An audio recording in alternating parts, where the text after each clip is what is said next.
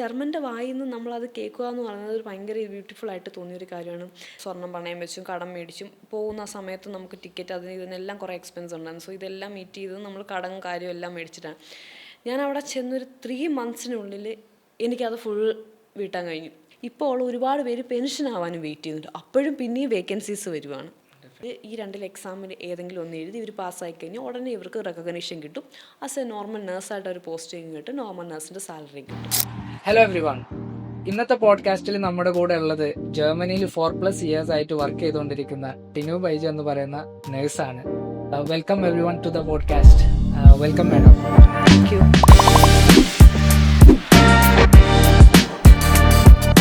ഈ അനാർക്കണം എക്സാം അതിനെ പറ്റി ഒന്ന് എക്സ്പ്ലെയിൻ ചെയ്യാൻ പറ്റുമോ? എന്താണ് അനാർക്കണം എക്സാം, എന്തുകൊണ്ടാണ് അവരിത് ചെയ്യുന്നത്, അത് എളുപ്പമാണോ, എത്ര ടൈം എടുക്കുന്നത് ക്രാക്ക് ചെയ്യാൻ? അനാർക്കണം എന്ന് പറഞ്ഞാൽ റെക്കഗ്നീഷൻ എന്ന് പറയും. എന്ന് വെച്ചാൽ നമ്മുടെ ട്രാൻസ്ക്രിപ്റ്റ് നമ്മൾ നഴ്സിംഗ് പഠിച്ചിറങ്ങുന്ന സമയത്ത് നമ്മുടെ കോളേജിൽ നിന്ന് നമ്മൾ ഇത്ര അവേഴ്സ് ഇന്ന വാർഡിൽ അല്ലെങ്കിൽ ഇന്ന ഇപ്പോൾ മെഡ്സർജി കമ്മ്യൂണിറ്റി ഇങ്ങനെയുള്ള കാര്യങ്ങൾ ഇത്ര അവേഴ്സ് വർക്ക് ചെയ്തിട്ടുണ്ട്. ഈ ഒരു സാധനം നമുക്ക് ട്രാൻസ്ക്രിപ്റ്റ് എന്ന് പറയും. ഇത് നമ്മുടെ അവിടുത്തെ ജർമ്മനിയിലെ ട്രാൻസ്ക്രിപ്റ്റായിട്ട് കമ്പയർ ചെയ്യും. ഇക്വലൻസി നോക്കുക. ആ ഇക്വലൻസി നമ്മൾ മീറ്റ് ചെയ്യുന്നുണ്ടെങ്കിൽ നമ്മൾ രജിസ്റ്റേർഡ് നേഴ്സായിട്ട് പോകും. ഇപ്പം ഞാൻ രജിസ്റ്റേർഡ് നേഴ്സായിട്ടാണ് പോയത്. അതിപ്പം എല്ലാ സിറ്റിയിലും നമുക്ക് റെക്കഗ്നേഷൻ കിട്ടണമെന്ന് ഒരു നിർബന്ധമില്ല. നമ്മൾ പോകുന്ന സിറ്റി, സ്റ്റേറ്റ്, അല്ലെങ്കിൽ അവിടുത്തെ സ്റ്റാറ്റ്, ഇതെല്ലാം ഡിപ്പെൻഡ് ചെയ്യും. അതനുസരിച്ചാണ് നമുക്ക് റെക്കഗ്നേഷൻ കിട്ടുന്നത്. ചിലവർക്ക് ഇപ്പോഴത്തെ ഒരു കണ്ടുവരുന്നൊരു ട്രെൻഡ് എന്ന് പറഞ്ഞാൽ 30% ഓഫ് ആൾക്കാർക്കും മാത്രമേ റെക്കഗ്നേഷൻ കിട്ടുന്നുള്ളൂ. ബാക്കി 70% കിട്ടുന്നില്ല. അവർ അവിടെ വന്നതിന് ശേഷം അൺപാസിംഗ് ലെയർഗാങ് അല്ലെങ്കിൽ കെൻഡിനിസെ പ്രൂഫിംഗ് എന്ന് പറഞ്ഞാൽ എക്സാംസ് എഴുതണം. ഈ അൺപാസിംഗ് ലെയർഗാങ് അല്ലെങ്കിൽ കെൻഡിനിസെ പ്രൂഫിംഗ് എഴുതുന്ന സമയത്ത് അവർ ഫ്ലീഗെ ഹെൽഫർ എന്ന് പറഞ്ഞാൽ നഴ്സിംഗ് അസിസ്റ്റൻ്റ് ആയിട്ടാണ് വർക്ക് ചെയ്യുന്നത്.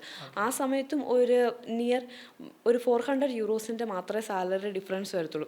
എല്ലായിടത്തും നല്ല കമ്പാരിറ്റീവ്ലി എല്ലായിടത്തും ഈ ഒരു ഡിഫറൻസ് മാത്രമേ വരുന്നുള്ളൂ. ഇതൊരു 6 monthsനുള്ളിൽ ഇവർ ആ സമയത്ത് തന്നെ ഇവരുടെ പ്രൊബേഷനും കൊണ്ടിരിക്കുക.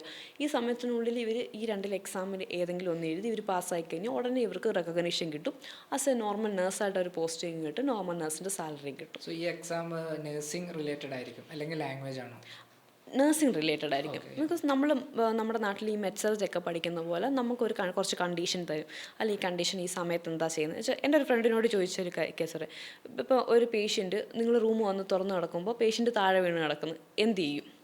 സോ ഇങ്ങനെയുള്ള എന്ന് വെച്ചാൽ പുള്ളിക്കാരത്തെ അൻബോസം എഴുതിയത് അങ്ങനെയുള്ള ക്വസ്റ്റ്യൻസാണ് അവിടെ ചോദിക്കുന്നത്. പാത്തോജനസിസ് ചോദിക്കാം, പാത്തോളജി ചോദിക്കാം, അതുപോലെ ഫാർമസി അല്ലെങ്കിൽ നമ്മൾ എന്തൊക്കെ മെഡിസിൻസാണ് കൊടുക്കുന്നത് എന്നുള്ള കാര്യങ്ങൾ ചോദിക്കാം. കംപ്ലീറ്റ്ലി ഒരു ഡിസീസിനെ കുറിച്ചിട്ടുള്ള കാര്യങ്ങളും ചോദിക്കാം. അതുപോലെ നമ്മൾ ഒരു ആപ്റ്റിറ്റ്യൂഡ് ടെസ്റ്റ് എന്ന് പറയുന്ന രീതിയിലും അവർ ചോദിക്കും. സോ ജർമ്മനിയിൽ എത്തിയിട്ട് മാഡത്തിൻ്റെ ഫസ്റ്റ് 6 months ഉണ്ടാവല്ലോ, എങ്ങനെയായിരുന്നു ഈ ഒരു ലൈഫ്? എക്സ്പെക്ട് ചെയ്ത പോലെ ആയിരുന്നു അല്ലെങ്കിൽ കുറേ സ്ട്രഗിൾസ് ഉണ്ടായിരുന്നോ? അത് ഭയങ്കര ഹൊറിബിൾ ആയിരുന്നു. സത്യസന്ധമായിട്ട് അനുഭവിച്ച ഒരാളാണ്. കൾച്ചർ ഷോക്കിലുപരി കാലാവസ്ഥ ഭയങ്കര വില്ലനായിരുന്നു. ഞാൻ ഒരു ഡിസംബറിലാണ് ചെന്നത്. ആ സമയം പറഞ്ഞാൽ പക്കാ വിൻ്റർ. ആ സമയത്ത് ന്യൂസിലൊക്കെ ഉണ്ടെങ്കിൽ ജർമ്മനി കണ്ടതിൽ ഏറ്റവും വലിയ വിൻ്റർ എന്നൊക്കെയുള്ള ന്യൂസസ് ഉണ്ടായിരുന്നു. നമ്മുടെ നല്ല ഹൈറ്റിൽ ഭയങ്കര സ്നോഫോൾ വീഴുവാണ്. നമ്മുടെ ഈ മുട്ടിൻ്റെ താഴെ വരെയൊക്കെ ചില ഏരിയയിൽ സ്നോ വന്ന് വീഴണം. അത്രയ്ക്കും വിൻ്ററായ സമയത്താണ് ഞാൻ ചെന്നത്. അതിൻ്റെ ഇടയ്ക്ക് കൊറോണ. അതുകൊണ്ട് ഇനി മസ്റ്റായിട്ട് 14 days ക്വാറന്റൈൻ ഇരിക്കണം. മനുഷ്യനെ കാണാൻ മേല, പുറത്തിറങ്ങാൻ മേല, ഷോപ്പിംഗ് പോകാൻ മേല. കൊറോണയുടെ സമയത്താണ് നിങ്ങൾ അവിടെ ചെല്ലുന്നത്. യെസ്. സോ ഞാൻ കൊറോണയ്ക്ക് മുമ്പ് പഠിച്ചു തുടങ്ങിയതാണ്. പക്ഷേ ഈ കൊറോണ കാരണം എംബസി പൊട്ടിയിട്ടുകൊണ്ട് പോകാനുള്ളൊരു ലാഗ് ഉണ്ടായിരുന്നു. ഇത് തുറന്ന ഉടനെ ഞാൻ പോയി. പക്ഷേ ഭയങ്കര ടെറിബിളായിരുന്നു. പക്ഷേ ഈ കാലാവസ്ഥ, ലാംഗ്വേജിലും ജോലിയിലും ഉപരി എനിക്ക് കാലാവസ്ഥയും ഡിപ്രഷനുമായിരുന്നു ഞാൻ ഫേസ് ചെയ്ത പ്രധാന പ്രശ്നം. പിന്നെ ഇത്രയും മലയാളീസ് ഇല്ല. എനിക്ക് മലയാളി അസോസിയേഷൻസ് അറിയത്തില്ല. ഇത്രയും യൂട്യൂബോ ഇൻഫ്ലുവൻസേഴ്സോ ഇൻസ്റ്റഗ്രാമിലുള്ളവരോ ഒന്നും ഇല്ല. ഒരാൾക്കൊരു മെസ്സേജ് അയച്ച് ഇതെവിടെ കമ്മ്യൂണിറ്റീസ് ഇല്ലായിരുന്നു അല്ലെങ്കിൽ നിങ്ങൾക്ക് കോണ്ടാക്ട് ഇല്ലാഞ്ഞിട്ടാണോ? കുറവായിരുന്നു. ഓക്കെ. ഇപ്പം ഞാൻ ചെന്ന ഹോസ്പിറ്റലിൽ ഞങ്ങൾ 6 പേരാണ് അവിടെ ഫസ്റ്റ് നേഴ്സായിട്ട് വർക്ക് ചെയ്യുന്നത്. ഇന്ന് അവർ 200 പേരുണ്ട് ഹോസ്പിറ്റൽ. അത്രയും എന്നുവെച്ചാൽ ആ ഒരു ഡിഫറൻസ് നിങ്ങൾ ആലോചിക്കണം. എന്ന് വെച്ചാൽ ഈ 3-4 വർഷം കൊണ്ട് 200 പേര് അവിടെ വന്നെന്ന് പറഞ്ഞു കഴിഞ്ഞാൽ 4 പേരിൽ നിന്ന് 200 പേര്, 6 പേരിൽ നിന്ന് 200 പേരെത്തി. അതെന്ന് പറഞ്ഞൊരു ഹ്യൂജ് ഡിഫറൻസ്. അന്ന് ഞങ്ങൾക്ക് 6 പേർക്കേ അറിയത്തുള്ളൂ. നമ്മൾ 6 പേരായിരുന്നു കമ്പനി പുറത്തു പോകുന്നേ വരുന്നില്ല. 6 മലയാളീസ്. ഞങ്ങളുടെ ഹോസ്പിറ്റൽസിൽ 8000 മിറ്റാർബൈറ്റേഴ്സ് ഉണ്ട്.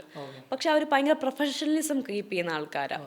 പക്ഷെ പരസ്പരം നമ്മൾ കമ്പനിയാണ് കാര്യങ്ങളാണ്. പക്ഷേ അവിടുത്തെ ജോബിൻ്റെ ഇത് വെച്ച് പ്രൊഫഷണലിസമാണ്. അവിടുത്തെ പരിപാടി അവിടെ കഴിഞ്ഞു. പുറത്ത് വെച്ച് കണ്ട ഒരു ഹായ് തന്നെ പറയുന്നത് വളരെ അപൂർവമാണ്. സോ ഇത്രയും കമ്മ്യൂണിറ്റി ഭയങ്കര കുറവായിരുന്നു. പക്ഷേ ഇന്ന് ഇതേ സ്ഥാനത്ത് ഇത്രയും പേരുണ്ട്, ഇത്രയും പേരുടെ സ്പൗസസ് ഉണ്ട്, അവരുടെ മക്കളുണ്ട്, വേറെ ഹോസ്പിറ്റൽസിലുള്ള ഒരുപാട് പേര് വന്നു തുടങ്ങി. സോ വലിയൊരു കമ്മ്യൂണിറ്റി. മലയാളീസ് അവിടെ ഇല്ലായിരുന്നുണ്ട്, ഇഷ്ടംപോലെ മലയാളീസ് ഉണ്ടായിരുന്നു. പക്ഷെ നമുക്ക് ഇവരായിട്ട് കണക്ട് ചെയ്യാൻ അറിയില്ലായിരുന്നു. എങ്ങനെ കണക്ട് ചെയ്യേണ്ട, അല്ലെങ്കിൽ ഇങ്ങനെ വീഡിയോസ് ചെയ്യുന്നതൊന്നും അന്ന് വളരെ കുറവായിരുന്നു. പക്ഷേ അത് ആദ്യത്തെ ഒരു 6 മന്ത് ഭയങ്കര കാലാവസ്ഥയുടെ പ്രശ്നം, ഒറ്റപ്പെടലിൻ്റെ പ്രശ്നം. പിന്നെ ഈ നേരത്തെ പറഞ്ഞ കണക്ക് ബീറ്റും അറിയാമെങ്കിലും നമുക്ക് ഈ ഫ്രാങ്ക് എന്ന് പറഞ്ഞൊരു ഭാഷ അവർ സംസാരിക്കുന്നതുകൊണ്ട് എനിക്കത് അണ്ടർസ്റ്റാൻഡ് ചെയ്യാനുള്ള ഒരു ബുദ്ധിമുട്ടുണ്ടായിരുന്നു. നമ്മളത് ഭയങ്കരമായിട്ട് വർക്ക് ചെയ്യണമായിരുന്നു.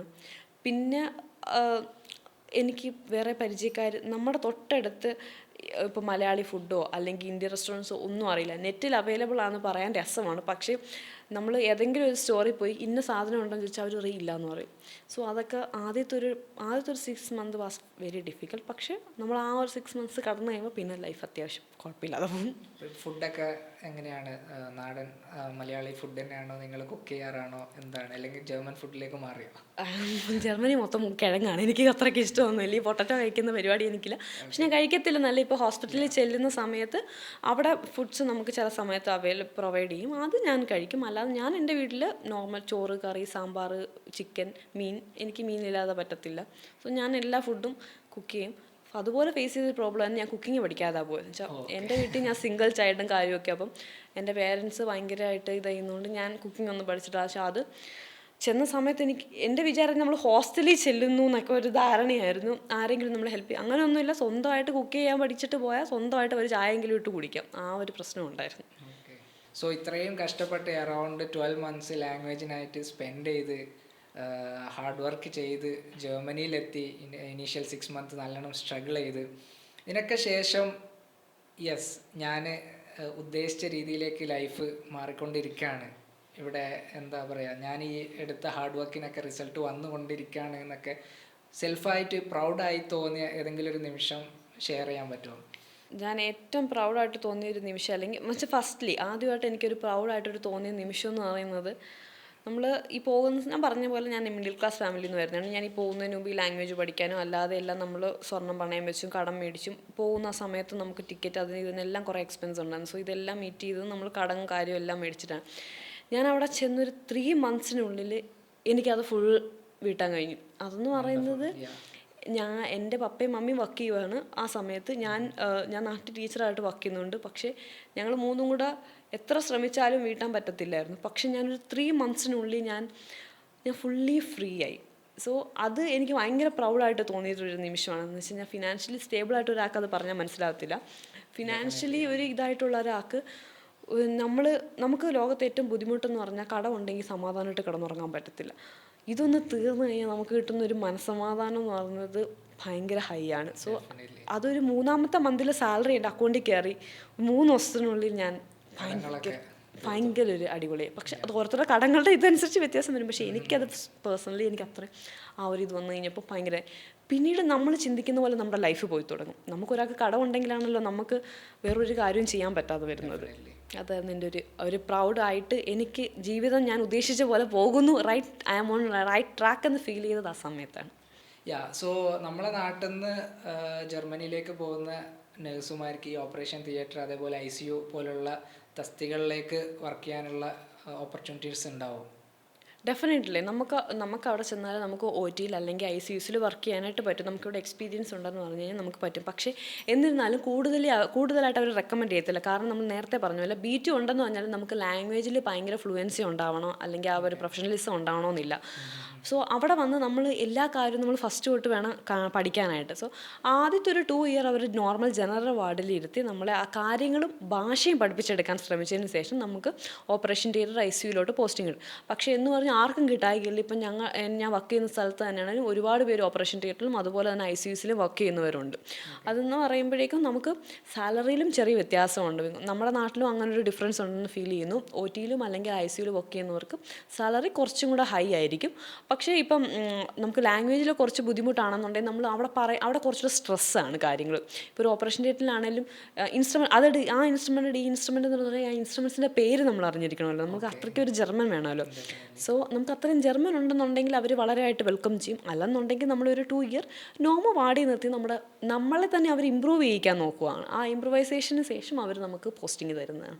ഇപ്പം നാട്ടിൽ എക്സ്പീരിയൻസ് ഇല്ല, എന്നെപ്പോലെ ഒരാളാണ് അല്ല OT ICUലൊക്കെ വർക്ക് ചെയ്യണമെന്നുണ്ടെങ്കിൽ നമുക്ക് അവിടെ ചെന്ന് കഴിഞ്ഞാൽ നമ്മൾ നേരത്തെ പറഞ്ഞ പോലെ വൈറ്റൽ ബിൽഡിംഗ് എടുക്കാൻ പറ്റും. അതൊരു 2 ഇയർ കോഴ്സാണ്. നമ്മുടെ എംപ്ലോയർ തന്നെ നമുക്കത് പ്രൊവൈഡ് ചെയ്ത് നമുക്കത് പഠിച്ച് നമുക്ക് ആ ഒരു വാർഡിലോട്ട് അല്ലെങ്കിൽ ആ ഒരു സ്പെഷ്യലൈസേഷനിലോട്ട് മാറാൻ പറ്റും. ആ സമയത്ത് നമുക്ക് സാലറി ഹൈ ആയിട്ട് തന്നെ കിട്ടും.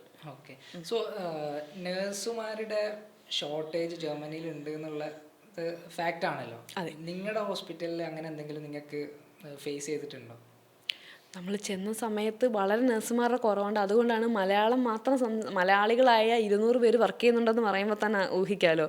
പക്ഷേ നമ്മൾ മലയാളീസ് മാത്രമല്ല, റഷ്യൻസ് ഉണ്ട്, അതുപോലെ തന്നെ ഉക്രൈൻസ് ഉണ്ട്, ഒരുപാട് ഇൻ്റർനാഷണൽസ് ആയിട്ടുള്ള ആൾക്കാരെ അവരെടുക്കുന്നുണ്ട്. അതിപ്പോൾ എൻ്റെ ഹോസ്പിറ്റലിൽ നിന്നല്ല, എല്ലാ ഹോസ്പിറ്റൽസിനും തന്നെ. ബിക്കോസ് ജർമ്മനിയിൽ മൊത്തത്തോടെ നഴ്സുമാരുടെ എണ്ണം ഭയങ്കര ഷോർട്ടാണ്. ഇനി അവർ വന്നു കഴിഞ്ഞാൽ ഒരു 3-4 വർഷത്തേക്ക് അവർ വെൽക്കം ആൾക്കാർ വന്നോ എന്ന് പറഞ്ഞൊരു ഇതിലാണ് നിൽക്കുന്നത്. ബിക്കോസ് അതിനു വേണ്ടി വേക്കൻസീസ് അവൈലബിൾ ആണ്. ഇപ്പോൾ ഉള്ള ഒരുപാട് പേര് പെൻഷൻ ആവാനും വെയിറ്റ് ചെയ്യുന്നുണ്ട്. അപ്പോഴും പിന്നെയും വേക്കൻസീസ് വരുവാണ്. ഏജിങ് പോപ്പുലേഷൻ കാരണമാവാം അല്ലേ? അതെ തീർച്ചയായിട്ടും. അതുകൊണ്ടെന്ന് വെച്ചാൽ യൂത്ത്സിനെ കാട്ടി കൂടുതൽ ഏജ് ആയിട്ടുള്ള പോപ്പുലേഷൻസ് ആണ് കൂടുതൽ. റീസെൻ്റ്ലി ഞാൻ ജർമ്മനി വിസിറ്റ് ചെയ്തിരുന്നു. അവിടെയൊക്കെ നമുക്ക് സിറ്റീസിലൊക്കെ ഒബ്സർവ് ചെയ്ത് നോക്കിയാൽ കൂടുതലും പ്രായമുള്ള ആളുകളാണ് നടന്നു പോകുന്നതൊക്കെ. അതെ, യങ്സ്റ്റേഴ്സ് വളരെ കുറവാണ്. അതെ, സിറ്റീസിലും ഇത് നമ്മൾ ഡോർഫ് അല്ലെങ്കിൽ വില്ലേജ് സൈഡിലോട്ട് പോയി കഴിഞ്ഞാൽ കൂടുതലും പ്രായമായിട്ടുള്ളവരായിരിക്കും. ബിക്കോസ് യൂത്ത്സ് ആയിട്ടുള്ള എല്ലാവരും സിറ്റിയിലോട്ട് വന്ന് താമസിക്കുക. ബിക്കോസ് അവിടെയാണ് കമ്പനീസ്, അങ്ങനെയുള്ള കാര്യങ്ങൾ. സോ ഏജിങ് പോപ്പുലേഷൻ ഭയങ്കരമായിട്ട് ഡേ ബൈ ഡേ കൂടിക്കൊണ്ടിരിക്കുവാണ്. സോ അതുകൊണ്ടാണ് കൂടുതൽ നഴ്സുമാരെ അവർക്കിപ്പോൾ ആവശ്യമായി വരുന്നത്. ഫാക്റ്റാണ്.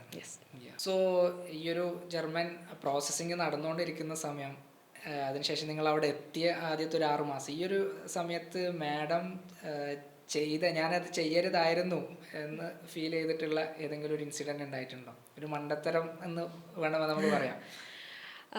ചെയ്യരുതായിരുന്നു എന്ന് തോന്നിയ പ്രത്യേകിച്ച് കാര്യമില്ല. പക്ഷെ ചെയ്യാതെ പോയത് മണ്ടത്തരമാണെന്ന് തോന്നിയൊരു കാര്യമുണ്ട്. മെഡിക്കൽ ജർമ്മൻസ് പഠിക്കാതെ പോയത്. ഞാൻ ജർമ്മൻ ലാംഗ്വേജ് B2 വരെ കംപ്ലീറ്റ് ചെയ്ത് പോയൊരു വ്യക്തിയാണ്. പക്ഷെ മെഡിക്കൽ ജർമ്മൻ ഞാൻ പഠിച്ചില്ല. എന്ന് പറഞ്ഞു കഴിഞ്ഞാൽ നമ്മൾ ഇപ്പം ഇംഗ്ലീഷ് അറിയാവുന്ന ഒരാൾക്ക് മെഡിക്കൽ ടേംസ് അറിയണമെന്നില്ല, മെഡിക്കൽ ടെർമിനോളജീസ് അറിയണമെന്നില്ല, കണ്ടീഷൻസ് അറിയത്തില്ല, ഇൻസ്ട്രുമെൻറ്റ്സ് അറിയത്തില്ല. ബിക്കോസ് നമുക്ക് ഇംഗ്ലീഷ് ഭാഷയാണ് അറിയാം. അതുപോലെ ഞാൻ ജർമ്മൻ ഭാഷയാണ് പഠിച്ചിട്ട് പോയത്. പക്ഷേ അവിടെ യൂസ് ചെയ്യുന്ന മെഡിക്കൽ ടെർമിനോളജീസ് അല്ലെങ്കിൽ ഇൻസ്ട്രുമെൻറ്റ്സ് കാര്യങ്ങളൊന്നും അറിയത്തില്ലായിരുന്നു. ഇപ്പം ഞാൻ ചെന്ന സമയത്ത് എന്നോട് വളരെ ചെറിയൊരു ഇൻസിഡൻസ് ആയിരുന്നു. എന്നോട് ഒരു കിഡ്നി ട്രേ എടുത്തുകൊണ്ട് വരാൻ പറഞ്ഞു. ഞാനിങ്ങനെ കുഞ്ഞു പിള്ളേരുടെ വാടി നിൽക്കുമായിരുന്നു. അത് വളരെ അത്യാവശ്യമാണ്. അപ്പോൾ എന്നോട് കിഡ്നി ട്രേ എടുത്തോണ്ട്, അപ്പോൾ കിഡ്നി ട്രേക്ക് പറഞ്ഞ് നീരൻശാല എടുത്തുണ്ടോ? ഞാൻ നീരൻശാല എടുത്തിട്ടാന്ന് വെച്ചാൽ ബാക്കിയും ജർമ്മനുണ്ട്. ഞാനാണേ കർത്താവ് ഇവരെന്തായി പറയുന്നതെന്നുള്ളൊരു ഇതിൽ ഇങ്ങനെ നിൽക്കുവാണ്. വെച്ചാൽ എനിക്കത് മനസ്സിലാവുന്നില്ല. പക്ഷെ പിന്നീട് അവർ ആ കൂടെ ഉണ്ടായിരുന്ന ഒരു കൊളീഗ് എന്നെ നോക്കി ഒന്ന് ദേഷ്യപ്പെട്ടിട്ട് അവരങ്ങ് പോയി. അവിടെ ദേഷ്യപ്പെടുത്തൊന്നുമില്ല. പക്ഷെ നമ്മൾ എന്നാലും നോക്കി, നിനക്കിതൊന്നും അറിയത്തില്ലല്ലോ, നീ ഒരു മണ്ടിയാണല്ലോ എന്നൊരു ആറ്റിറ്റ്യൂഡിൽ അവരങ്ങ് പോയി ആ സാധനം എടുത്തുകൊണ്ട് വന്നു. ബിക്കോസ് ഇത് എൻ്റെ മിസ്റ്റേക്ക് ആവുന്നതിലുപരി ഞാനത് പഠിച്ചിട്ട് പോയില്ല.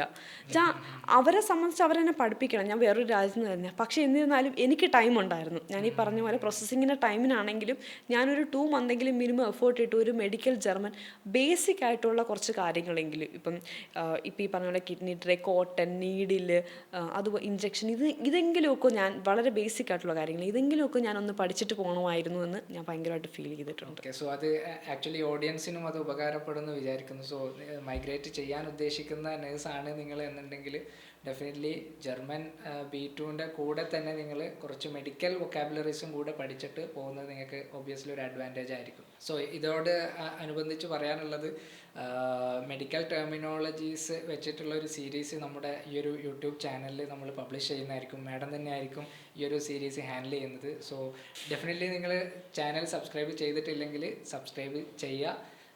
ഇതിൻ്റെ അപ്ഡേറ്റ്സ് കാര്യങ്ങളൊക്കെ നമ്മുടെ പേജുകളിലും അതേപോലെ സോഷ്യൽ മീഡിയാസിലൊക്കെ നമ്മൾ അപ്ഡേറ്റ് ചെയ്യുന്നതായിരിക്കും. മലയാളത്തിലൊരു ഫേമസ് മൂവി ആയിട്ടുള്ള ഞാൻ പ്രകാശനിൽ ഇങ്ങനെ ഫഹദ് ഫാസിൽ പറയുന്നുണ്ട്, നഴ്സിംഗ് ഒരു ജോലി മാത്രമല്ല എന്നുള്ളൊരു ഡയലോഗ് ഉള്ളൊരു മൊമെൻ്റ് ഉണ്ട്. സോ ആ പെർസ്പെക്റ്റീവിൽ എങ്ങനെയാണ് മാഡം ഈ ഒരു ജോബിനെ കാണുന്നത്? സോ അത് ഭയങ്കര ട്രൂ ആയിട്ടുള്ളൊരു കാര്യമാണ്. എന്ന് വെച്ചാൽ നഴ്സിംഗ് ഒരു ജോബ് മാത്രമല്ല, നമുക്കെന്ന് പറയുന്നത് അതൊരു പുണ്യമാണെന്ന് വേണമെങ്കിൽ പറയാം. ബിക്കോസ് എൻ്റെ ഒരു ലൈഫിലൊരു മൊമെൻ്റ് എന്ന് പറയുന്നത് ഒരുപാട് മൊമെൻറ്റ്സ് ഉണ്ട്. എന്നാലും എനിക്ക് വളരെ ഹേർട്ട് ടച്ച് ചെയ്തിട്ടുള്ള കാര്യം, നമ്മൾ ഈ ക്യാൻസർ വാർഡിൽ വർക്ക് ചെയ്യുന്ന സമയത്ത് അവരെന്ന് പറയുന്നത് ചില വാർഡ്സിലെന്ന് പറയുന്നത് ഓക്കെ ഡെത്ത് ആകും എന്നുള്ള ടൈപ്പ് ഓഫ് വാർഡുണ്ട്. അപ്പോൾ ആ വാർഡിൽ ഒരു അമ്മൂമ്മ ഉണ്ടായിരുന്നു. ഈ അമ്മൂമ്മ വലിയ ഏജൊന്നും ഇല്ല, എന്നാലും പുള്ളിക്കാരത്തി പറഞ്ഞു എൻ്റെ മക്കളൊന്നും ഇവിടെ ഇല്ല, ഞാൻ മരിക്കുന്നതിന് മുമ്പ് ഞാൻ നിങ്ങളെ കണ്ടിട്ടാണ് മരിക്കുന്നതെന്നൊക്കെ പറഞ്ഞുകൊണ്ട് മരിച്ചു. അപ്പം പുള്ളിക്കാരത്തി പിറ്റേന്ന് ഡെത്തായി. പക്ഷേ ആ സമയത്ത് പുള്ളിക്കാരത്തി എൻ്റെ കണ്ണിൽ നോക്കിയ സമയത്ത് പുള്ളിക്കാരത്തിയുടെ ഒരു സ്നേഹമോ ഒരു ഇതെന്ന് പറയുന്നത് നമ്മളെ ഭയങ്കര ഒരു ഏഞ്ചൽസ് ആയിട്ട് അവർ, നിങ്ങളാണ് എന്നെ നോക്കിയത്, നിങ്ങളാണ് എന്നെ സെർവ് ചെയ്തത്, എൻ്റെ മക്കൾ ചെയ്യുന്നതിലും ഏറ്റവും ഇതായിട്ടാണ് ചെയ്യുന്നത്. ബിക്കോസ് അവിടെ എന്ന് പറഞ്ഞത് ഒരു നോർമൽ തിങ്ങാണ്. നഴ്സുമാരാണ് എല്ലാ കാര്യങ്ങളും ചെയ്യുന്നത്. നമ്മുടെ ഈ നാട്ടിലെക്കാട്ടിലും കൾച്ചറൽ വ്യത്യാസമുണ്ട്. പക്ഷെ അവരുടെ വായിൽ നിന്ന്, ഒരു ജർമ്മൻ്റെ വായിൽ നിന്ന് നമ്മളത് കേൾക്കുക എന്ന് പറയുന്നത് ഒരു ഭയങ്കര ബ്യൂട്ടിഫുൾ ആയിട്ട് തോന്നിയൊരു കാര്യമാണ്. നിങ്ങളാണ് എന്നെ വളരെ ഇതായിട്ട് ടേക്ക് കെയർ ചെയ്തത്. അവരൊരു ഗോഡ് ബ്ലെസ് യു എന്ന് പറയുമ്പോൾ തന്നെ അത് ഭയങ്കര ഇതാണ്. എന്നുവെച്ചാൽ ഒരുപാട് മൊമെൻറ്റ്സ് ഉണ്ടായിട്ട്, എന്നുവെച്ചാൽ ഈ ഒരുപാട് മരുന്നും കാര്യങ്ങളും എല്ലാം കഴിച്ച് ഭയങ്കര ടയേർഡായിരിക്കും. അവർ ഭക്ഷണം പോലും സ്വന്തമായിട്ട് കഴിക്കത്തില്ല. അപ്പം നമ്മളാണ് ഇവർക്ക് ഫീഡ് ചെയ്തൊക്കെ കൊടുക്കുന്നത്. ഈ ഫീഡ് ചെയ്യുന്ന സമയത്ത് ചിലവർ കരയുമൊക്കെ ചെയ്യും. ബിക്കോസ് അവർക്ക് കഴിക്കാൻ പറ്റാത്തതുകൊണ്ടല്ല, അവരെ സെർവ് ചെയ്യാനായിട്ട് വേറൊരാൾ വന്ന് അത് ചെയ്യുന്നല്ലോ എന്നുള്ളൊരിത് ഭയങ്കര നല്ലതാണ്. സോ ഇപ്പം നാട്ടിൽ നമുക്കറിയാം എല്ലാവരുടെയും അഡ്വർടൈസ്മെൻ്റ് ആണ്, ജർമ്മനിയിൽ എത്തിയാൽ അങ്ങനെയാണ് ഇങ്ങനെയാണ്, അടിപൊളി ലൈഫാണ്, നിങ്ങൾ സെറ്റിലാവും എന്നൊക്കെയുള്ള കാര്യം. സോ എന്താണ് ഒരു റിയാലിറ്റി, ജർമ്മനിയിലെത്തിയതിന് ശേഷമുള്ള ഒരു റിയാലിറ്റി എന്താണ്? അതിൽ നിങ്ങൾക്ക് പ്രോസ് ആൻഡ് കോൺസ് പറയാം. ജർമ്മനി എത്തിക്കഴിഞ്ഞാൽ ലൈഫ് സെറ്റിലാകും എന്ന് പറയുന്നത് വളരെ സത്യമായിട്ടുള്ളൊരു കാര്യമാണ്. അതിൻ്റെ അകത്ത് നമ്മുടെ ലിവിങ് സ്റ്റൈൽ വളരെയധികം ഡിപ്പെൻഡ് ചെയ്യും. നമ്മളിപ്പോൾ കിട്ടുന്ന പൈസയ്ക്കകത്ത് ഓക്കെ ഫസ്റ്റ് സാലറി കിട്ടുന്ന ആ മന്ത് തന്നെ 1000 യൂറോയ്ക്ക് ഒരു ഗുജിയുടെ ബാഗ്, ഒരു ലൂയി വിട്ടോണ്ട് ഷൂസ് വാങ്ങിച്ചു കഴിഞ്ഞാൽ സെറ്റാകത്തില്ല ഒരിക്കലും. നമുക്കെന്താ വേണ്ടത്, നമ്മൾ എങ്ങനെ ജീവിക്കുന്നതെന്നനുസരിച്ചിരിക്കും നമ്മുടെ ലൈഫ് സെറ്റാകും എന്നുള്ള കാര്യം. ഓഫ് കോഴ്സ് നമുക്ക് നല്ല സാലറി ഉണ്ട്. അതുപോലെ അവിടുന്ന് നമ്മൾ നേരത്തെ സംസാരിച്ച പോലെ നമ്മുടെ ടാക്സ്, ഇൻഷുറൻസ് കാര്യങ്ങൾ ഒരു കട്ട് ചെയ്യുന്നുണ്ട്. പക്ഷേ എന്നിരുന്നാലും നമുക്ക് ജീവിക്കാനുള്ളത് നമ്മുടെ അക്കൗണ്ടിൽ വരുന്നുണ്ട്. നമ്മൾ പിന്നെ അത് എങ്ങനെ ജീവിക്കും എന്നുള്ളതനുസരിച്ചിരിക്കും നമ്മുടെ സേവിങ്സും കാര്യങ്ങളും. അതുപോലെ തന്നെ വേറൊരു കാര്യം, നമുക്ക് ഈ ട്രാവൽ ചെയ്യാൻ പറ്റുന്നത്, നമുക്ക് ഷെങ്കൻ കൺട്രീസ് 28 ഷെങ്കൻ കൺട്രീസിന് ട്രാവൽ ചെയ്യാൻ പറ്റുന്നത് ജർമ്മൻ വിസ ഉള്ളത് കൊണ്ടാണ്. അതും വളരെ അടിപൊളിയാണ്. അത് നമുക്ക് പല രീതിയിൽ ട്രാവൽ ചെയ്യാം. ഫ്ലൈറ്റിൽ മാത്രം പോകുന്നവരുണ്ട്, വളരെ ലക്ഷറി ഹോട്ടൽസിൽ മാത്രം താമസിക്കുന്നവരുണ്ട്. അങ്ങനെയുള്ള ഒരാളോട് സേവിങ്സ് ഉണ്ടെന്ന് ചോദിച്ചു കഴിഞ്ഞാൽ ജർമ്മനിലൊന്നുമില്ല, കിട്ടുന്ന അതുപോലെ പോകുമെന്ന് പറയും.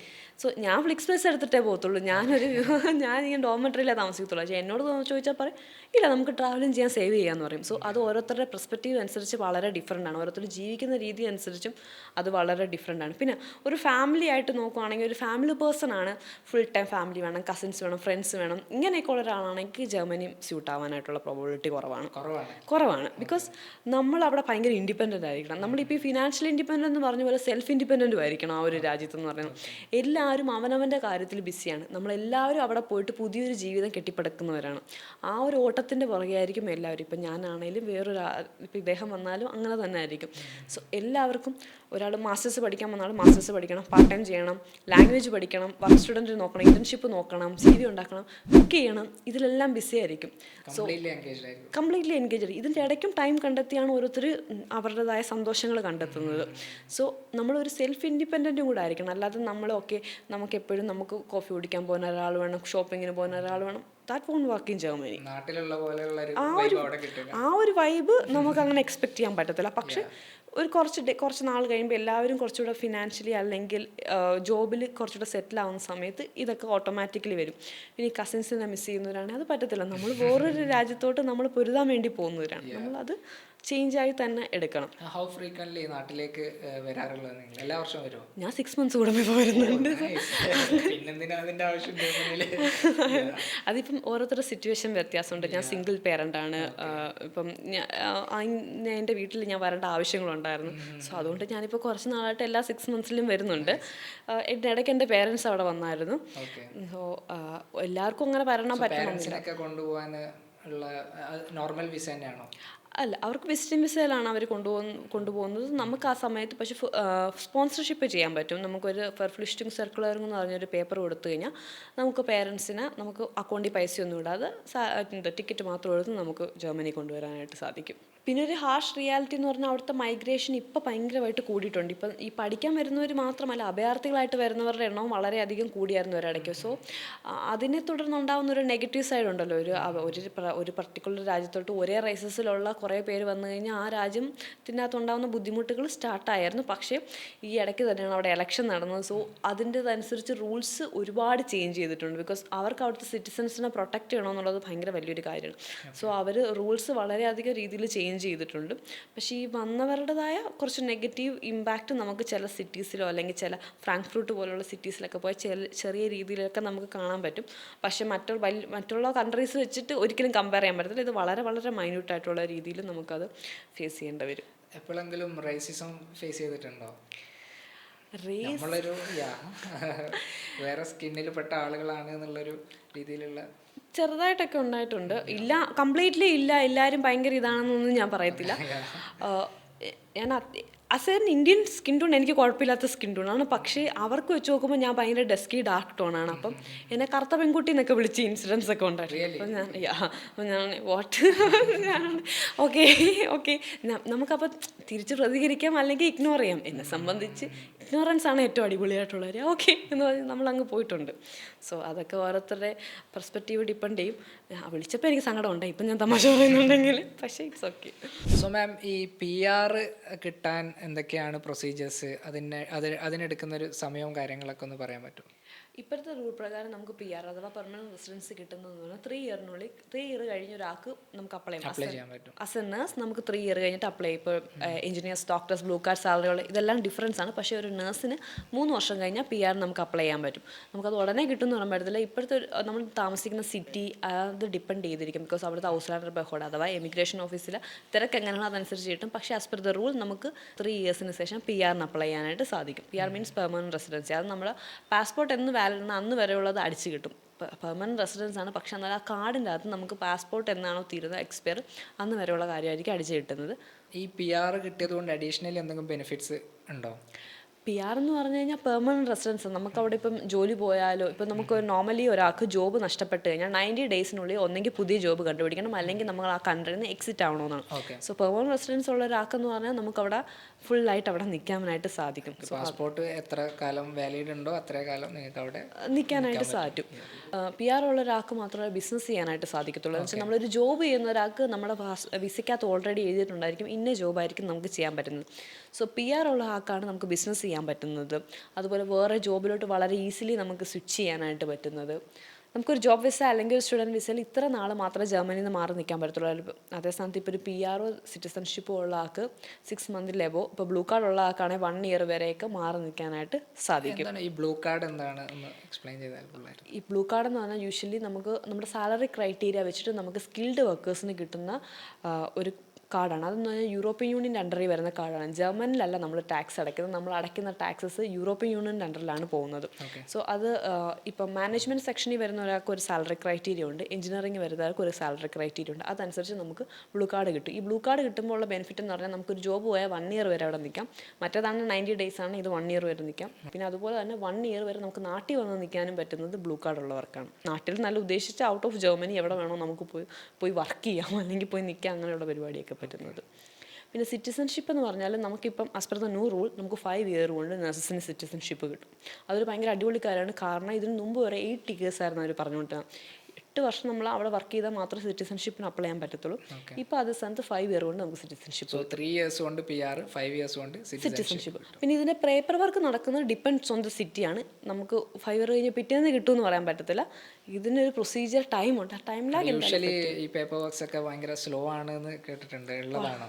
വളരെ സ്ലോ ആണ്. ഇപ്പം ഞങ്ങളവിടെ PRന് അപ്ലൈ ചെയ്ത് 1 ഇയർ 18 മന്ത്സ് കഴിഞ്ഞവർ വരെ ഉണ്ട്. ഇതുവരെ PR കിട്ടിയിട്ടില്ല. സിറ്റിസൺഷിപ്പ് അപ്ലൈ ചെയ്ത് 2 ഇയർ കഴിഞ്ഞവർ വരെ ഉണ്ട്. So we way waiting. നമ്മുടെ മെയിൻ സിറ്റിയാണ്, അതുകൊണ്ട് കുറച്ച് ലാഗാണ് അവിടെ. അത് ചില ഭയങ്കര ഡോർഫിലൊക്കെ താമസിക്കുന്നവർക്ക്, ഡോർഫ് മീൻസ് വില്ലേജിലൊക്കെ താമസിക്കുന്നവർക്ക് പെട്ടെന്ന് കിട്ടാറുണ്ട്. ഓക്കെ. സപ്പോസ് നിങ്ങൾക്ക് ജർമ്മനി ഒക്കെ ഒഴിവാക്കി നാട്ടിൽ വരേണ്ട ഒരു സിറ്റുവേഷൻ വന്നെന്ന് വിചാരിക്കും.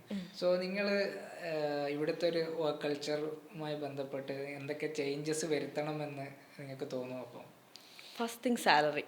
ഓക്കെ, ഇവിടുത്തെ പേയ്മെൻറ്റ് ഭയങ്കര ലെസ്സാണ്. ഒരാൾക്ക് നാട്ടിൽ ജീവിച്ച് പോകണമെങ്കിൽ ശരിക്കും പറഞ്ഞാൽ ഒരു MBBS ലെവലിൽ സ്റ്റഡീസ് നഴ്സിങ്ങിനും ഉണ്ട് എന്നാണ് ഞാൻ പറയുന്നത് കേട്ടത്. അത്രയും ഹെക്റ്റിക്കാണ് നിങ്ങളുടെ സിലബസ് കാര്യങ്ങളൊക്കെ. എഗെയിൻ ബട്ട് പേയ്മെൻറ്റ് വെച്ച് നോക്കുമ്പോൾ വളരെ എന്താ പറയുക ഡിഫറെൻ്റ് ആണ് ഡോക്ടർ ആൻഡ് നഴ്സ്. അതെ, എന്നുവെച്ചാൽ നമ്മൾ തേർഡ് ഇയർ റിസർച്ച് ചെയ്യുന്നുണ്ട്, നമ്മൾ എൻജിനീയറിങ്ങിന് റിസർച്ച് ചെയ്യുന്നുണ്ട്, അതുപോലെ തന്നെ നഴ്സിങ്ങിന് റിസർച്ച് ചെയ്യുന്നുണ്ട്. പക്ഷേ ആ സാലറി ഡിഫറൻസ് നോക്കുക. അതുപോലെ മൈക്രോബയോളജി എന്ന് പറഞ്ഞ സബ്ജക്റ്റ് ഉണ്ട് ഫസ്റ്റ് ഇയർ. നമ്മൾ മെഡിസിൻ സ്റ്റുഡൻസ് എന്ത് ടെക്സ്റ്റാണോ പഠിക്കുന്നത് അതേ സെയിം ടെക്സ്റ്റാണ് നമ്മൾ പഠിക്കുന്നത്. ന്യൂട്രീഷൻ ഉണ്ട്, ബയോകെമിസ്ട്രി ഉണ്ട്. സോ നമ്മൾ ഇതെല്ലാം നമ്മുടെ നാട്ടിൽ ഡിഗ്രി ആയിട്ടുള്ള BSc ന്യൂട്രീഷൻ, BSc ബയോകെമിസ്ട്രി, ഇതെല്ലാം നമ്മൾ ഫസ്റ്റ് ഇയറിൽ ഒരു സബ്ജക്റ്റായിട്ട് പഠിക്കുന്ന ആൾക്കാരാണ്. സോ അത്രയും ഹാർഡ് വർക്ക് ചെയ്ത് ഈ പഠിത്തവും ഡ്യൂട്ടികൾ ഒരുമിച്ച് കൊണ്ടുപോയിട്ട് നമുക്ക് പേ ചെയ്യുന്നത് ഭയങ്കര കുറവാണ്. സോ മെയിൻ തിങ് എന്ന് പറഞ്ഞാൽ സാലറി ചേഞ്ച് ചെയ്യുക എന്നുള്ളതാണ്. ഒരിക്കലും ജസ്റ്റിഫയബിൾ അല്ല. നമ്മൾ കുറച്ചുകൂടെ സാലറി കിട്ടുമായിരുന്നെങ്കിൽ ഒരുപാട് പേര് മേ ബി ഇന്ത്യയിൽ നിന്നേനായിരുന്നു. ഈ സാലറിയാണില്ല, നമ്മൾ ഒരുപാട് വർക്ക് ചെയ്യുന്നുണ്ട്. ഞാൻ റീസെൻ്റ്ലി ഒരു പോഡ്കാസ്റ്റിൽ ഒരു ഹോസ്പിറ്റലിൻ്റെ ഡയറക്ടർ ഓർ HR പറയുന്നതായിട്ട് കേട്ടു, ഞങ്ങളിവിടെ എല്ലാ വീക്കും ഹയറിംഗ് ആണ്, ആരും നിൽക്കുന്നില്ല എന്നുള്ളത് നാട്ടിൽ. യെസ്, ആരും നിൽക്കുന്നില്ല. നമ്മൾ ഇവിടെ എടുക്കുന്ന പണിയുടെ ഒരു 60% വേറൊരു രാജ്യത്ത് എടുക്കുന്നുള്ളൂ. പക്ഷേ ഇവിടുത്തെ കിട്ടുന്ന പേയിൻ്റെ ഒരു 20 മടങ്ങാണ് നമുക്ക് വേറൊരു രാജ്യത്ത് കിട്ടുന്ന പേ എന്ന് പറയുന്നത്, ബൈ ഹാൻഡ് കിട്ടുന്ന പേ എന്ന് പറയുന്നത്. സോ അത് ഭയങ്കര ഡിഫിക്കൽട്ടാണ്. സോ ആ ഒരു സാലറി ചേഞ്ച് ചെയ്താൽ നല്ലതായിരിക്കും. അതുപോലെ തന്നെ ഈ വർക്ക് ലൈഫ് ബാലൻസ് എന്ന് പറയുന്നത് ഒരു 5 ദിവസത്തേക്ക്, എന്ന് വെച്ചാൽ നമ്മൾ മെൻ്റലി മാത്രമല്ല ഫിസിക്കലിയും വർക്ക് ചെയ്യുന്ന ഒരാളല്ലേ. നമുക്കൊരു പേഷ്യൻറ്റ് ഫീഡ് ചെയ്യണമെങ്കിൽ നമ്മൾ ഫീഡ് ചെയ്യുന്നു, കുളിപ്പിക്കുന്നെങ്കിൽ നമ്മൾ കുളിപ്പിക്കുന്നു. ഇങ്ങനെ ഒരു പേഷ്യൻറ്റിന് വേണ്ട ഒരാളെ നമ്മൾ കംപ്ലീറ്റ്ലി ഒരു ഫിസിക്കലി വയ്യാത്ത ഒരാളെ നമ്മൾ ഫുള്ളി സപ്പോർട്ട് ചെയ്യുന്നുണ്ട്. സോ നമ്മൾ ഫിസിക്കലിയും വർക്ക് ചെയ്യുന്ന ആൾക്കാരാണ്. സോ ഒരു 6 ഡേയ്സ് എന്നുള്ള മാറ്റി ഒരു 5 ഡേയ്സ് ആക്കിയാലും വളരെ നല്ലതായിരിക്കും. ചില ഹോസ്പിറ്റൽസ് 12 hours ഷിഫ്റ്റ് ചെയ്യുന്നവരുണ്ട്. അതൊന്ന് ചേഞ്ച് ചെയ്ത് കഴിഞ്ഞാൽ ചിലപ്പോൾ നല്ലതായിരിക്കും. ഒരു 8 hours, ഒരു മനുഷ്യന് 8 മണിക്കൂറിൽ കൂടുതൽ എങ്ങനെ തലച്ചോറെങ്കിലും പ്രവർത്തിക്കുന്നത്. പഠിക്കുന്ന പിള്ളേരോട് പോലും പറഞ്ഞു 1 മണിക്കൂർ കഴിഞ്ഞാൽ 10 മിനിറ്റ് ബ്രേക്ക് എടുക്കണമെന്ന്. അപ്പോൾ ഒരു വർക്ക് ചെയ്യുന്ന ഒരാൾ നമ്മളും ഏജ് ആയിക്കൊണ്ടിരിക്കുമല്ലേ. സോ അത് പെയ്ഡ് വെക്കേഷൻസ് വെച്ചാൽ നമ്മൾ ഇത്രയും മെൻ്റലി ഫിസിക്കലി സ്ട്രെസ് ആവുന്ന ഒരാൾക്ക് റിലാക്സേഷന് വേണ്ടി കുറച്ച് പെയ്ഡ് വെക്കേഷൻസ് കിട്ടിയാലും നല്ലതായിരിക്കും. അതുപോലെ തന്നെ ഒരു സോഷ്യൽ റെക്കഗ്നിഷൻ അല്ലെങ്കിൽ സോഷ്യൽ റെസ്പെക്ട്, എനിക്ക് തോന്നുന്നില്ല ഇവിടെ അങ്ങനത്തെ ഒരു സിസ്റ്റം ഉണ്ട് എന്നുള്ളത് തോന്നുന്നില്ല. സോ അതുണ്ടെങ്കിലും വളരെ നല്ലതായിരിക്കും. പിന്നെ മെയിൻ ആയിട്ടുള്ളൊരു കാര്യമാണ് ഒരു സോഷ്യൽ റെക്കഗ്നിഷൻ അല്ലെങ്കിൽ സോഷ്യൽ അക്സെപ്റ്റൻസ്. ഒരു ഡോക്ടർ എണീച്ച് വന്നു കഴിഞ്ഞാൽ ഡോക്ടർ വന്നു ഡോക്ടറാ കണ്ടോ ഒരു നേഴ്സാന്ന് പറഞ്ഞാൽ സിസ്റ്ററെ ഒന്ന് വന്നേ, സിസ്റ്ററെ അത് ചെയ്ത് മേ ബി ഓഫ് കോഴ്സ് നമ്മുടെ ഡ്യൂട്ടിയാണ്. പക്ഷെ നമ്മൾ ഒരു റെസ്പെക്റ്റ് ആഗ്രഹിക്കുന്നുണ്ട്. പുറത്തുനിന്ന് വരുന്നവരാണെങ്കിലും നമ്മളിപ്പോൾ പുറത്തുനിന്ന് ഇവിടെ ജർമ്മനി നേഴ്സാണ്, ഇവിടെ നേഴ്സായിട്ട് വർക്ക് ചെയ്യുക, ഈ ഒരു ടോണിൽ വളരെ ഡിഫറൻസ് ഉണ്ട്. സോ നമ്മൾ ആ ഒരു റെസ്പെക്റ്റ്, ഒരു നേഴ്സിന് റെസ്പെക്റ്റ് അല്ലെങ്കിൽ ഒരു സോഷ്യൽ ഇത് കൊടുത്തു കഴിഞ്ഞാൽ ഭയങ്കര നല്ലതായിരിക്കും. കൊറോണ സമയത്ത് നേഴ്സസ് ഡേയുടെ അന്നും വെള്ളപ്പൊക്കം ഉണ്ടായപ്പോഴും വളരെ റെസ്പെക്റ്റ് ആയിട്ട് എനിക്ക് വളരെ ഫീൽ ചെയ്തായിരുന്നു റെസ്പെക്റ്റ് ഉണ്ടെന്ന്. പക്ഷെ അത് കഴിഞ്ഞ് പിറ്റേന്ന് ആ റെസ്പെക്റ്റ് രാവിലെ ആയപ്പോൾ പോയായിരുന്നു. സോ അതെനിക്ക് അത്ര ഇതായിട്ട് തോന്നിയിട്ടില്ല. ഇതൊക്കെ ആയിരിക്കും ഞാൻ നോക്കുവാണെങ്കിൽ ഇപ്പോൾ ഒരു ചേഞ്ച് വരുത്തേണ്ടത്. സപ്പോസ് നാട്ടിൽ നല്ലോണം ഇതേപോലെ ഹാർഡ് വർക്ക് ചെയ്തുകൊണ്ടിരിക്കുന്ന ഒരു നേഴ്സാണ്, കഷ്ടപ്പെട്ടുകൊണ്ടിരിക്കുന്ന ഒരു നേഴ്സാണ്, ഈ പറഞ്ഞ പോലെ കുറഞ്ഞ സാലറിയിൽ വർക്ക് ലൈഫ് ബാലൻസ് ഒന്നും ഇല്ലാതെ വളരെയധികം കഷ്ടപ്പെട്ട് കൊണ്ടിരിക്കുന്ന ഒരു നേഴ്സിനെ മാമിന് കണ്ടുമുട്ടാൻ ഒരു അവസരം കിട്ടിയാൽ മാം എന്ത് അഡ്വൈസ് ആയിരിക്കും അവർക്ക് കൊടുക്കുക? എന്താ അഡ്വൈസ് കൊടുക്കുന്നത്? ഞാൻ അഡ്വൈസ് കൊടുക്കാൻ വേണ്ടി വളർന്നോന്ന് എനിക്കറിയില്ല. എന്നിരുന്നാലും അറ്റ്ലീസ്റ്റ് അവരുടെ ലൈഫ് എങ്ങനെ ചേഞ്ച് ഉണ്ടാക്കാം എന്നുള്ള ഞാൻ പറയുവാണെങ്കിൽ നീ ഇവിടെ വർക്ക് ചെയ്യുന്നു, നീ ഒരു 10 മാസം അല്ലെങ്കിൽ ഒരു 12 മാസം നീ പുതിയൊരു കാര്യം പഠിക്കാനായിട്ട് നീ ഇൻവെസ്റ്റ് ചെയ്യുവാണെങ്കിൽ നിൻ്റെ ലൈഫ് ഭയങ്കരമായിട്ട് ചേഞ്ച് ആവും. നീ ഇന്ന് എന്താണോ വർക്ക് ചെയ്യുന്നത് ഇത് തന്നെ ആയിരിക്കും ഒരു 5 വർഷം കഴിഞ്ഞ്. നിനക്ക് നിൻ്റെ ഫാമിലിയിലോ നിൻ്റെ വീട്ടിലോ യാതൊരു വിധത്തിലുള്ള ചേഞ്ചസും കൊണ്ടുവരാൻ പറ്റത്തില്ല. പക്ഷേ നീ ഇപ്പോൾ ഒരു ജർമ്മൻ പോലൊരു ലാംഗ്വേജ് പഠിക്കുവാണെന്നുണ്ടെങ്കിൽ പഠിക്കുന്ന സമയത്ത് ഡിഫിക്കൽട്ട് ഉണ്ട്. German language is one of the toughest language. ഇത് പഠിച്ചൊന്ന് രക്ഷപ്പെട്ടാൽ നീ ആ രാജ്യത്ത് വന്നു കഴിഞ്ഞാൽ 5 വർഷത്തിനുള്ളിൽ നിൻ്റെ വീട്, നിൻ്റെ ചുറ്റുപാട്, നിൻ്റെ വീട്ടിലുള്ളവരുടെ ഹെൽത്ത്, നിൻ്റെ ഫാമിലി ലൈഫ് എല്ലാം ചേഞ്ച് ആവും. നിൻ്റെ സേവിങ്സ്, നിന്നെ ഇപ്പോഴത്തെ ആൾക്കാർ കാണുന്ന ഒരു കണ്ണിലൂടെ ആയിരിക്കത്തില്ല 5 വർഷം കഴിഞ്ഞാൽ കാണുന്നത്. നമുക്ക് നാട്ടിൽ വരുന്ന സമയത്ത് കിട്ടുന്ന respect is entirely different. So അതായിരിക്കും ഫസ്റ്റ് തിങ് പറയുന്നത്. രണ്ട് പറഞ്ഞാൽ നീ ഗൂഗിൾ എടുത്ത് €1 എത്രയാണെന്ന് എടുത്ത് നോക്ക്. സോ അതെന്ന് പറയുന്നത് തന്നെ ഏറ്റവും വലിയൊരു മോട്ടിവേഷനാണ്. എന്നെ സംബന്ധിച്ച് ഞാൻ ഇടയ്ക്കിടയ്ക്ക് എടുത്ത് നോക്കും €1 എത്രയായി, നമുക്ക് നാട്ടിലോട്ട് പൈസ അയക്കാമോ. ബിക്കോസ് പിന്നെ എൻ്റെ പേരൻസിന് ഏറ്റവും നല്ല എൻ്റെ പേരൻസിന് ഏറ്റവും നല്ലൊരു ഹെൽത്ത് സിസ്റ്റം എനിക്ക് കൊടുക്കാൻ പറ്റി. എന്ന് വെച്ച് കഴിഞ്ഞാൽ ഇവിടെ ഹെൽത്ത് സിസ്റ്റം ഉണ്ട്, പക്ഷേ എന്നിരുന്നാലും പൈസ ഉള്ളവന് കിട്ടുന്ന ഹെൽത്ത് കെയർ ഭയങ്കര ഡിഫറെൻ്റാണ്. സോ എനിക്ക് അവിടെ ജോലി ഉണ്ടായിരുന്നതുകൊണ്ട് മാത്രമാണ് എൻ്റെ പേരൻസിന് അസുഖങ്ങൾ വന്നപ്പോഴും കാര്യങ്ങളും വളരെ ഈസിലി ഭയങ്കര അടിപൊളിയായിട്ട് എൻ്റെ പേരൻസിന് ഒരു ഹെൽത്ത് സിസ്റ്റം കൊടുക്കാൻ പറ്റിയത്. എന്നുവെച്ചാൽ ഒരു ബെറ്റർ ഹോസ്പിറ്റലിൽ കൊണ്ടുപോകണമെങ്കിൽ ഒരു ഫുൾ ചെക്കപ്പ് നടത്തണമെങ്കിൽ തന്നെ നമുക്ക് എത്ര രൂപ സ്പെൻഡ് ആകുമെന്ന് ആലോചിക്കണം. പക്ഷെ ഞാൻ അവിടെ നോക്കി 100 യൂറോ ഉണ്ടെങ്കിൽ എല്ലാ കാര്യം കഴിഞ്ഞ് കിട്ടും ഇവിടെ. സോ പക്ഷേ ഞാൻ നാട്ടിൽ നിൽക്കുന്ന ഒരാൾക്ക് 10,000 രൂപ കൊടുത്ത് ഒരു ഹോസ്പിറ്റൽസിൽ ഞാൻ ചെക്കപ്പ് ചെയ്യത്തുള്ളൂ. ബിക്കോസ് എനിക്ക് വെറും 15,000 രൂപയെ സാലറി കാണത്തുള്ളൂ. പിന്നെ ഞാനെങ്ങനെ ചെയ്യും? ഞാൻ ഗവൺമെൻറ് ഹോസ്പിറ്റലിൽ പോയി നിൽക്കും. അത് തെറ്റാന്നല്ല, അവിടെ നല്ല ഹെൽത്ത് കെയർ തന്നെ. പക്ഷേ പെട്ടെന്ന് വളരെ അടിപൊളിയായിട്ട് പെട്ടെന്ന് ഹെൽത്ത് കെയർ സിസ്റ്റം കിട്ടുന്നത് എൻ്റെ കയ്യിൽ പൈസ വന്നപ്പോഴാണ്. അതുപോലെ ഞാൻ പറഞ്ഞു, നിൻ്റെ വീട്ടിലൊരു കാർ വേണമെങ്കിൽ നീ ഒരു നേഴ്സായിട്ട് വർക്ക് ചെയ്താൽ എന്ന് നീ അത് അച്ചീവ് ചെയ്യും. നിനക്കൊരു വീട് വെക്കണമെങ്കിൽ നീ ജന്മത്ത് പറ്റുമോ? നിനക്കൊരു പ്രൈവറ്റ് ഹോസ്പിറ്റലിൽ നിന്നുകൊണ്ട് ഒരിക്കലും പറ്റത്തില്ല. നിനക്കൊരു കല്യാണം കഴിക്കണമെങ്കിൽ ആ ഒരു ഫാമിലി ഒരു റെക്കഗ്നിഷൻ വേണമെങ്കിൽ. സോ ഇതിനെല്ലാത്തിനും നമ്മൾ കുറച്ച് ഹാർഡ് വർക്ക് ചെയ്യണം. ആ ഹാർഡ് വർക്ക് എന്ന് പറയുന്നത് ചിലവർക്ക് ഓരോരോ എക്സാംസാണ്. ആ ഒരു എക്സാമിൽ ഒന്നിപ്പെട്ടതാണ് ജർമ്മൻ എന്ന് പറയുന്നത്. സോ അത് പഠിക്കുക, അതിന് നീ വർക്ക് ചെയ്യണം. അത് വർക്ക് ചെയ്യാതെ നിനക്ക് വർക്കൗട്ട് ആവത്തില്ല, അത് പാട് തന്നെയാണ്. പക്ഷെ അത് വർക്ക് ചെയ്ത് കഴിഞ്ഞാൽ എല്ലാം ചേഞ്ച് ആവും. നമ്മളും ചേഞ്ച് ആവും, നമ്മുടെ കൂടെയുള്ളവരും ചേഞ്ച് ആവും, നമ്മുടെ കുടുംബവും ചേഞ്ച് ആവും. ഒരുപാട് നഴ്സുമാരാണ് അവിടെ വന്നതിന് ശേഷം ഈ സ്പൗസിനെ കൊണ്ടുവരുന്ന മാത്രമല്ല സിബ്ലിങ്സിനെ കൊണ്ടുവരുന്നു. സിബ്ലിങ്സിനെ സ്പോൺസർ ചെയ്ത് കൊണ്ടുവരുന്ന എന്നുവെച്ചാൽ നമ്മൾ സിബ്ലിങ്സിനെ ചുമ്മാ കൊണ്ടുവരുന്നല്ലോ ഉദ്ദേശിച്ചത്. അവിടെ വന്നു കഴിയുമ്പോൾ അവർ തന്നെ ഓപ്പർച്യൂണിറ്റീസ് ഉണ്ട്. ഓക്കെ, ഹൗസ് ബിൽഡിങ്ങിന് കൊണ്ടുവരാം, മാസ്റ്റേഴ്സിന് കൊണ്ടുവരാം, അല്ലെങ്കിൽ ആരെങ്കിലും കല്യാണം കഴിപ്പിച്ചെങ്കിലും കൊണ്ടുവരാം എന്ന് ചിന്തിക്കുന്ന ഒരുപാട് നഴ്സസ് ഉണ്ട്. ബിക്കോസ് ആ ഒരു ലിവിങ് കൾച്ചർ അല്ലെങ്കിൽ നമുക്ക് കിട്ടുന്നൊരു work life balance is entirely different. So ജർമ്മനിയിലേക്ക് പോകാൻ ആഗ്രഹിക്കുന്ന ഒരുപാട് നഴ്സുമാർ ഇത് വാച്ച് ചെയ്തിട്ടുണ്ടാവും. അവരുടെ കുറേയൊക്കെ ഡൗട്ട്സ് കാര്യങ്ങളൊക്കെ നമുക്ക് ക്ലിയർ ചെയ്യാൻ പറ്റി എന്ന് വിചാരിക്കുന്നു. സോ ഇനിയും ഇതുമായി ബന്ധപ്പെട്ടുള്ള ക്ലാരിറ്റി നിങ്ങൾക്ക് വേണമെന്നുണ്ടെങ്കിൽ ലാൻസ്റ്യൂട്ടിന് തന്നെ മന്ത്ലി 2 പ്രാവശ്യം ഞങ്ങൾ വെബിനാർസ് നടത്തുന്നുണ്ട്. സോ ആ വെബിനാർസിൽ നിങ്ങൾ പങ്കെടുക്കുക. അതിൻ്റെ ലിങ്ക് ഞങ്ങൾ താഴെ കൊടുക്കുന്നതായിരിക്കും. ഈ ഒരു പോഡ്കാസ്റ്റുമായി ബന്ധപ്പെട്ടുള്ള ഡൗട്ട്സ് കാര്യങ്ങളൊക്കെ ഉണ്ടെങ്കിൽ താഴെ കമൻറ്റ് ബോക്സിൽ നിങ്ങൾക്ക് ചോദിക്കാവുന്നതാണ്. അതേപോലെ നേരത്തെ നമ്മൾ പോഡ്കാസ്റ്റിൽ ഡിസ്കസ് ചെയ്തിട്ടുള്ള പോലെ തന്നെ along with German language medical German പഠിക്കുന്നത് വളരെ അധികം നിങ്ങൾക്ക് ഉപകാരപ്പെടും. സോ അതുമായി ബന്ധപ്പെട്ടിട്ടുള്ള ഒരു സീരീസ് മാം തന്നെ ഇനീഷ്യേറ്റീവ് എടുത്തിട്ട് നമ്മുടെ ചാനലിൽ നമ്മൾ പബ്ലിഷ് ചെയ്യുന്നതായിരിക്കും. സോ അപ്ഡേറ്റ്സ് കാര്യങ്ങളൊക്കെ കിട്ടാൻ വേണ്ടിയിട്ട് നമ്മുടെ ചാനൽ സബ്സ്ക്രൈബ് ചെയ്യാം.